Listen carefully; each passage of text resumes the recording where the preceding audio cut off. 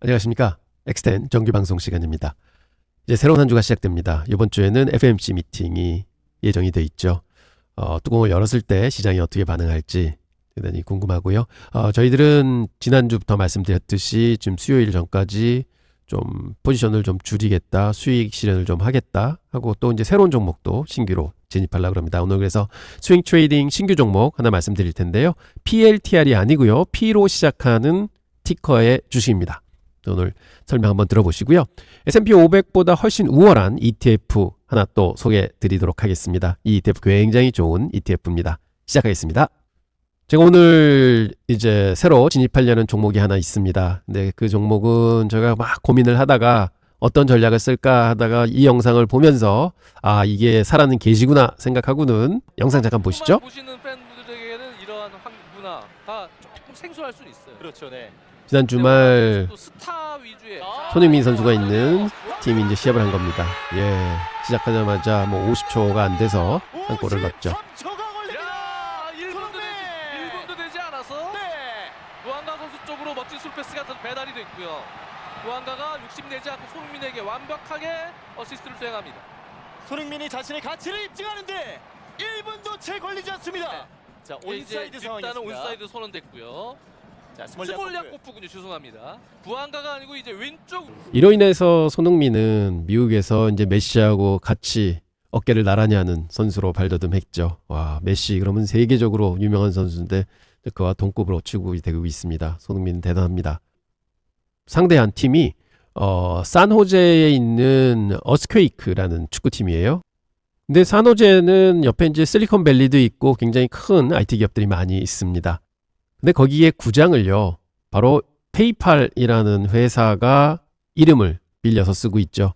그러니까 2021년 그러니까 페이팔이 굉장히 잘 나갈 때요, 그거를 300억인가 주고 10년 동안 이 구장은 이제 페이팔 파크라고 이름을 줘서 이제 가져가겠다 해서 선전을 하기 위해서 지금 페이팔이라는 이제 이름을 가지고 여기 홈 구장이 이제 진행이 되고 있죠.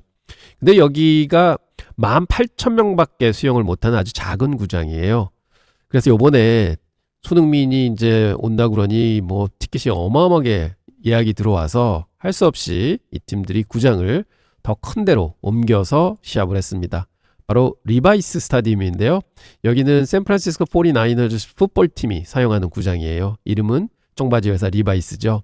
그 회사의 이제 이름을 따서 이제 가지고 있는데 여기가 68,000석이랍니다. 근데 요번에 5만 명이 넘게 왔다고 합니다. 그래서 이 산호제 축구팀한테는 역사상 가장 많은 관중들이 있었던 거고, 그런데 이 덕분에 사실은 손흥민 선수가 속해 있는 팀이 4대2로 승리를 하게 됐죠. 그래서 이걸 보면서 페이팔 고민했는데 이제 페이팔을 사라는 소린가 하는 생각도 좀 해봤습니다. 이 영상을 제가 보여드리는 이유가 손흥민이 그 찰칵 세리머니가 왜 했느냐 하고 물어보니 그 순간을 저장하고 싶어서 그게 나의 마지막 골이 될 수도 있으니까 하면서 이제 얘기를 합니다. 이런 걸 보면 제가 어제 지난 시간에 말씀드렸던 트레이딩 일지는 꼭 쓰시는 게 좋습니다. 본인이 했던 실수, 성공, 스토리가 그대로 담기는 겁니다. 하는 게 사실은 지금 손흥민 선수가 찰칵 세리머니의 의미, 즉 마지막 골을 내 인생의 골로 담고 싶다. 이게 똑같은 거죠. 그래서 이 영상을 한번 좀 봤습니다. 시장 좀 보고 이제 종목 들어가겠습니다. 8월 1일부터 맥세븐의 움직임입니다. 보면 8월 1일서부터 이제 뒤쳐져 있는 것들이 좀 올라갈 것 같습니다. 예상을 했었고 그게 지금 한 달 반 동안 그대로 구현이 되고 있습니다. 테슬라가 지금 28.4% 가장 많이 올라 있고요. 구글이 그 다음을 기록하고 있고 25%입니다. 애플이 12%나 올라와 있고, 그다음에 지수가 한 3%대 지금 올라 있어요. 그런 반면에 엔비디아가 약간 마이너스, 메타도 마이너스 2%, 아마존도 마이너스 2%, 마이크로소프트도 마이너스 4%를 기록하고 있습니다. 그러니까 한 달 말 동안에 그동안에 많이 올랐던 종목들이 지금 하나도 못 오르고 있는 셈이고요. 그 다음에 그동안 굉장히 저조했던 이 세 개의 주식들이 제일 많이 올랐다. 그러니까 이게 분명한 거는 뭐냐면은 한 6개월이 지나고 난 다음엔 항상 주식을 투자하시는 분들은 뭐 종목 로테이션, 특히 이제 액티브 매니저들이 그런 걸 많이 합니다. 그래서 이제 그런 상황이 나타나지 않는가 보고요. 그다음에 최근에 제가 좀 개별 종목들로 많이 이제 관심을 가지는 이유는 또 이러한 데입니다. 지금까지 시장은 꽤 올라왔는데 어느 정도 올라왔냐면 맥세문 기준으로요. 뭐 연초 대비해서 엔비디아 32%, 메타 29%, 구글 27%, 마이크로소프트 21%, 지수는 14%, 11% 올라와 있습니다. 아마존 3%, 테슬라, 애플 마이너스. 그래서 아직도 테슬라와 애플은 마이너스입니다. 그러면 이 정도 높이 있는 수익률을 더 따라잡을 것 같고요. 그다음에 개별 종목들이 이렇게 아래에 있는 종목들이 꽤 많습니다. 그래서 그런 것들도 연말이 가면 갈수록 저 위로 향해서 수익률을 따라잡지 않겠느냐, 그 지수는 적어도 따라잡아야 되지 않느냐 하는 관점에서 보면 많이 오른 주식보다도 상승 탄력은 개별 주식 쪽에 더 있을 수도 있다. 이런 생각을 좀 가져봅니다. 그래서 제가 이제 스윙 트레이딩을 이제 시작합니다 하고 말씀드렸던 것도 지금 개별 종목을 좀 공격적으로 이것저것 갈아타면서 수익 내고 물론 로스커트 당하겠죠. 근데 그게 일부입니다.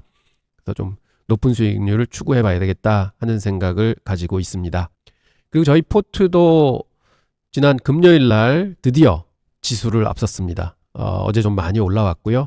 좀 지금 현재는 현금 30% 정도 가지고 있습니다. 주식 좀 팔았고요. 오늘도 좀 이제 팔 겁니다.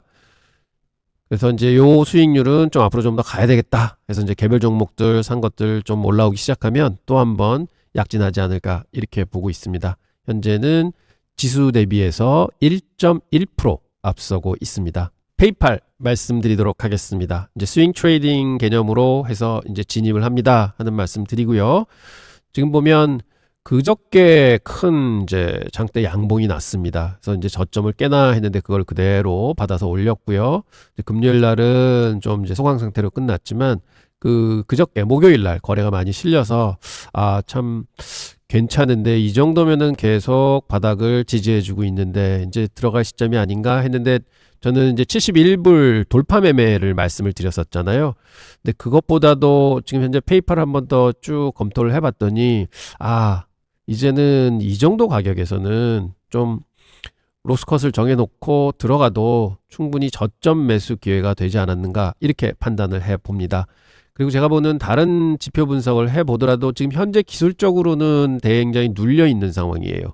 그러니까 이렇게 되면은 뭐 충분히 어떤 시점에 사고 팔고 할 수 있는 상승 추세가 존재하는데 지금은 하락 추세상에 있습니다. 그래서 사실은 이거를 사는 게 아니라 말씀드렸듯이 71불을 돌파할 때 이제 사는 게 정석이지만 근데 지금 보면 많이 쳐져 있는 것들이 좀 올라가지 않겠는가 이런 시황이 좀 보입니다. 그래서 저는 이거를 오늘 이제 사기로 결정을 했고 그 전략을 말씀드리겠습니다. 근데 그 전에 다시 한번 페이팔에 대해서 좀 심층으로 생각을 해보겠습니다. 이제 마지막 결정 가지기 전에 말씀을 한번 드리겠습니다. 월스트리트의 수많은 투자자들이 외면하고 있는 주식이죠. 바로 그 때문에 우리에게 더 큰 기회가 될 수 있다고 생각합니다. 페이팔입니다. 월가의 외면 속 숨겨진 가치, 지금 페이팔에 투자해야 하는 명확한 이유라는 제목으로 말씀을 드리려고 합니다. 페이팔의 실제 실적, 즉 순이익은 견고하고 성장세를 지속하고 있습니다. 회사는 돈을 잘 벌고 있다는 뜻이죠. 근데 페이팔의 주가는 어떻습니까?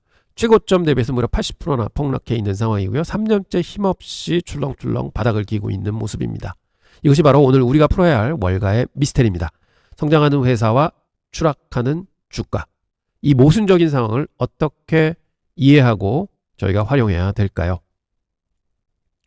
시장의 냉정한 평가. 이 비관론이 과연 옳은 판단일까요? 아니면 우리 모두가 시장의 집단적인 공포 속에서 10년에 한 번 찾아올까 말까 한 거대한 투자 기회를 그저 지켜만 보고 있어야 할까요? 자, 그 답을 찾기 위해 첫 번째 여정은 바로 숫자에서 시작하겠습니다. 감정과 소문은 잠시 접어두고요. 오직 냉정한 숫자가 우리에게 무엇을 말해주는지에 집중해 보겠습니다. 첫 번째 숫자는 11입니다. 이 숫자가 바로 현재 시장의 페이팔의 미래 1년치 이익에 대한 점수입니다. 즉 선행 P죠. 퍼입니다. 그런 다른 기업들을 보시면요. 안정적인 수익의 대명사죠. 코카콜라가 퍼가 24고요.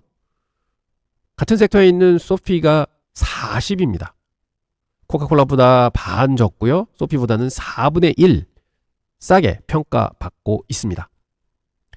시장은 지금 페이팔의 향후 성장성을요, 0이다. 아니죠. 오히려 마이너스다. 라고 얘기하고 있습니다. 하지만 정말 페이팔은 성장을 멈췄을까요? 두 번째 숫자를 한번 보시겠습니다. 10%입니다. 이것은 페이팔이 매년 벌어들인 순수 현금 흐름 수익률입니다. 회사 전체 가치의 10%에 달하는 현금이 수익으로 들어온다. 좀 쉽게 비유를 해보자면 여러분이 10억짜리 건물 하나 사셨어요. 그 건물에서 매년 1억의 현금이 임대료로 꼬박꼬박 들어오는 것과 같습니다. 심지어 건물 가치가 전혀 오르지 않는다고 가정하더라도 세는 들어오는 거죠. 이것이 과연 시들어가는 회사의 모습일까요? 세 번째 증거는 시장이 애써 외면하고 있는 페이팔의 실제 성장 엔진들입니다. 매년 보시는 것처럼 선구매 후 결제, 즉 Buy Now, Pay Later라는 게 이제 이 페이먼트 시스템이죠, 서비스죠. 매년 20%가 넘게 성장하고 있습니다. 그다음에 젊은 층을 사로잡은 벤모라는 게 있는데요. 이게 무려 45%라는 폭발적인 성장세를 시작했습니다. 숫자는 거짓말을 하지 않습니다. 페이팔은 지금 이 순간에도 성장을 하고 있습니다. 자, 지금까지 우리는 숫자를 통해 시장의 평가가 얼마나 현실과 왜곡되어 있는지 확인했습니다. 이제 이 격차를 메우고 주가를 끌어올릴 새로운 이야기가 어떤 것이 있는지 한번 살펴보겠습니다.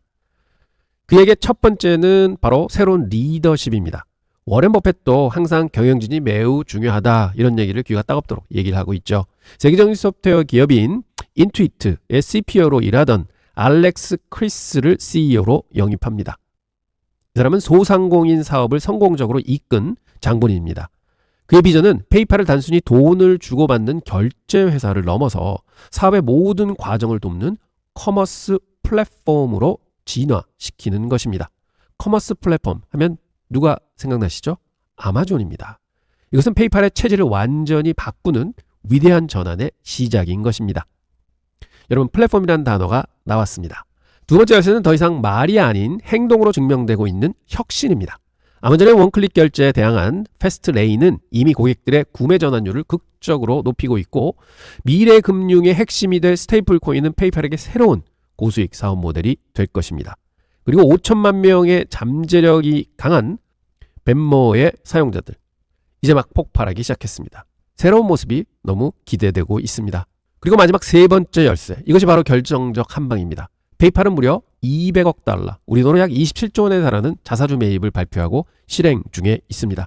이것은 회사 전체 가치의 30%에 해당하는 엄청난 규모입니다. 회사가 시장을 향해 우리 주식은 지금 말도 안 되게 쌉니다 하고 직접 외치는 거나 마찬가지죠. 강력한 자신감의 표현입니다. 그리고 이는 기존 주주들의 지분 가치를 자동적으로 30%나 높여주는 마법과 같은 효과를 가져올 것입니다. 여러분, 한국에서도 삼성전자가 자사주 매입 시작하고는 주가가 거기서 저점을 찍고 쭉 올라온 거 기억나시죠? 거기가 턴어라운드 포인트였습니다. 자, 페이팔 배당은 하지 않지만 지속적으로 자사주 취득을 하고 있습니다. 이게 일단 바닥을 받쳐주는 원동력이 아닌가 이렇게 생각해 봅니다. 결론을 말씀드리자면 오늘 우리가 본 것은 결국 냉정한 숫자와 뜨거운 이야기의 만남이었습니다. 왼쪽의 숫자는 페이팔이 매년 10%가 넘는 현금을 벌어들인다. 알짜 기업이다 하는 것을 증명을 했고요. 그리고 성장하는 기업이다 하는 걸 증명을 했고, 오른쪽의 이야기는 새로운 리더십과 혁신, 이제 거인의 재도약이 시작됐음을 보여주는 것입니다. 이 두 가지가 만났을 때 어떤 시너지가 폭발할 수 있을까요? 역사는 우리에게 중요한 교훈을 줍니다. 역사는 반복된다. 과거 구글의 모습을 보면 지금의 페이팔처럼 순이익은 성장하는데 주가는 한동안 제자리를 막 맴돌았습니다. 하지만 결과는 어땠습니까? 저희도 포트에 구글을 많이 담고 있지만 결국 역사적 고점 경신을 했습니다. 구글 주가는 순이익이라는 본질 가치를 무섭게 따라잡으며 폭등했습니다. 그래서 결론은 단기적으로 주가는 감정의 영향을 받을 수 있지만, 수급의 영향을 받을 수 있지만 장기적으로는 결국 가치의 저울로 돌아오게 되어 있다라는 것입니다. 여러분, 어떤 선택을 하시겠습니까? 시장의 집단적인 공포와 비관론을 따르시겠습니까? 아니면 오늘 우리가 함께 확인한 숫자와 이야기가 증명하는 기회를 잡으시겠습니까? 어떠한 현명한 투자자는 후자를 선택을 했습니다. 12월 연속 페이팔 주식을 계속해서 사 모으고 있습니다. 그분의 눈에는 공포가 아닌 확신이 보였기 때문에 그렇게 할 수 있었겠죠. 여러분, 저는 이제 스윙 트레이딩을 시작합니다. 페이팔이 이제 첫 번째 스윙 트레이딩 종목이 되고 전체 계좌 자산의 2% 손실을 감수하고 페이팔의 큰 여정을 한번 하려고 합니다. 저희 기본 계획은 이렇습니다. 1차적으로 분할 진입을 전체 자산 10% 진입합니다. 며칠간 시장을 보면 나누어서 하면서요. 전체 자산의 10% 진입합니다.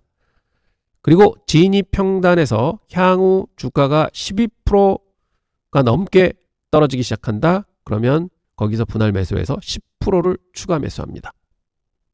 그렇게 되면 전체 자산의 20%가 진입이 되는 셈입니다.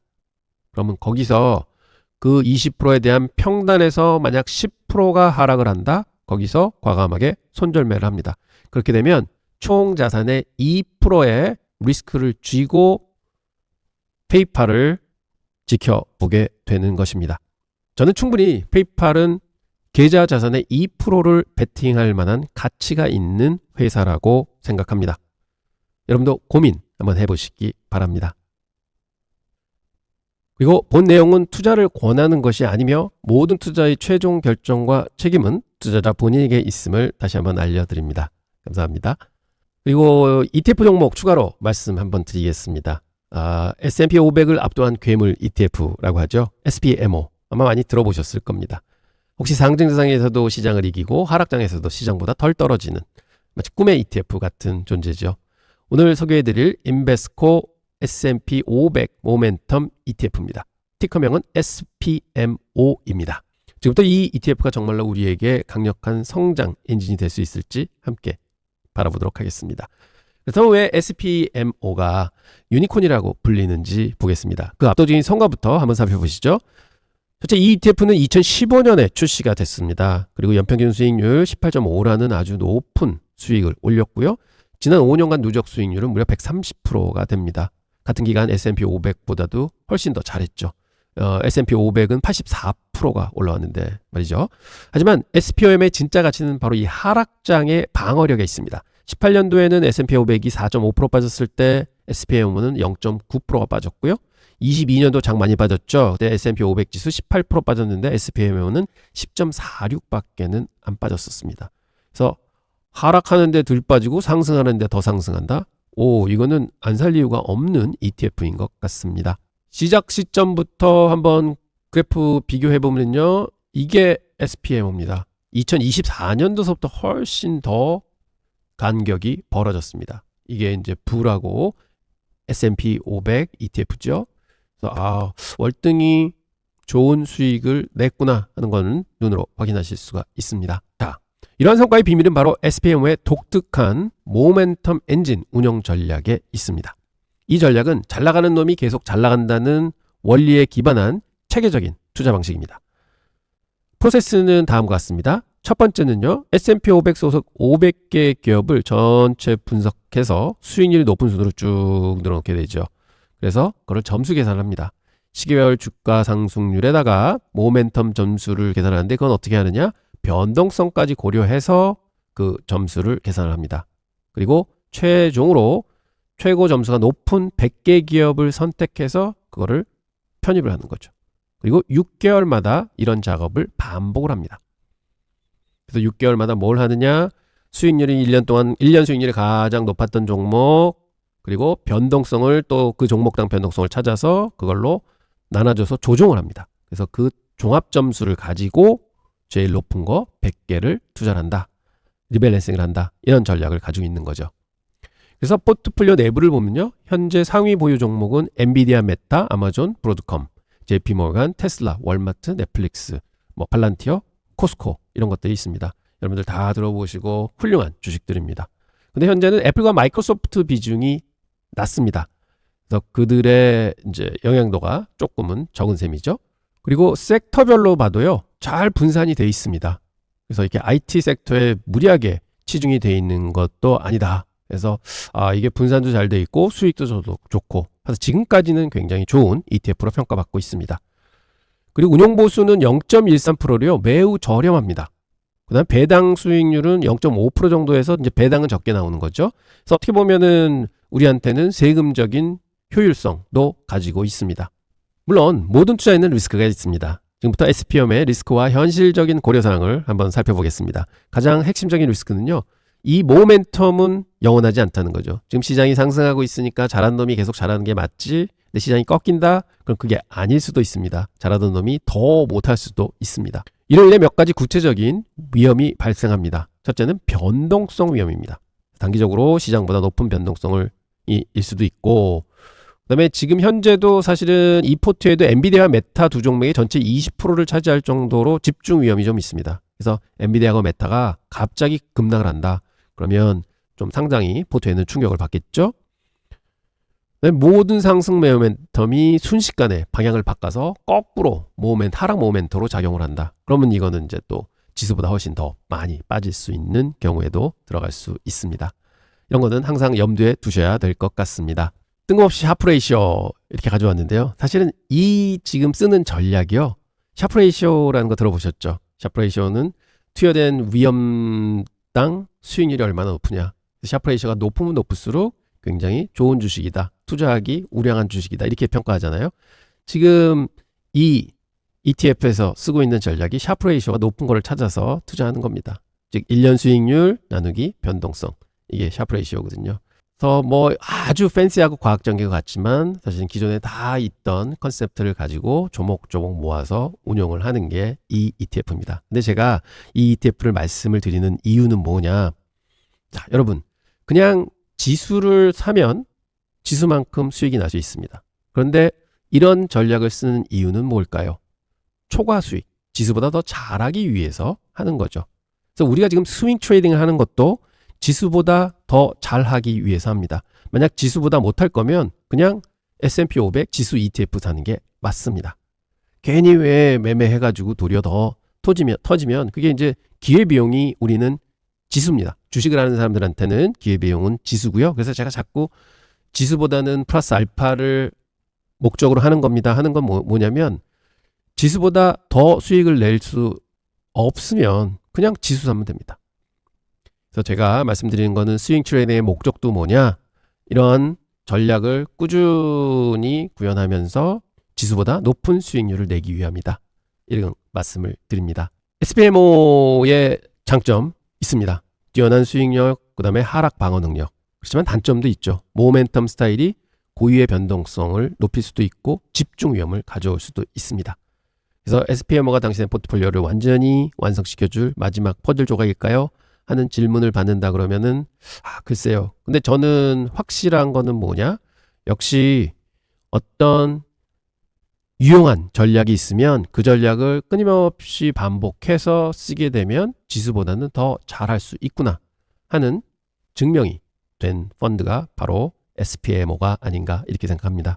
근데 오늘 가격 변동에 연연하기보다는요. 투자는 10년 후에는 지금보다 훨씬 더 높은 곳에 있을 것이라는 강한 믿음을 가지고 세팅하시고 완성하셔서 이렇게 지수보다 훨씬 높은 수익률을 꾸준히 달성을 하신다면 여러분의 계좌는 어느 순간 복리의 힘에 의해서 굉장히 많이 커 있을 겁니다. 자, 오늘 영상은 여기까지 마치겠습니다. 너무 많으셨습니다. 감사합니다.